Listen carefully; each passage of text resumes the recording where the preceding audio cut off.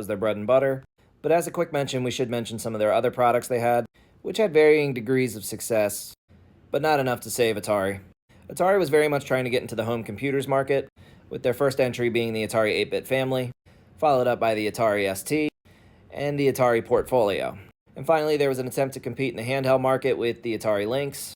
And again, none of these were truly successful enough to regain any of the market share they'd lost to Nintendo or other players in the home computer market. And finally, that brings us to the Atari Jaguar. This would be Atari's final attempt in the hardware market, and yes, that does include the Jaguar CD, which was an add-on for this Jaguar console. Despite being ahead of its time being the first 64-bit console, and despite a savvy deal with IBM to reduce manufacturing costs, there just wasn't a lot of fanfare for this thing. And it may have been an example of being too far ahead of its time. Developers weren't very good at working with 3D yet. It was also difficult to code for. It didn't have a strong library upon release, and it only managed to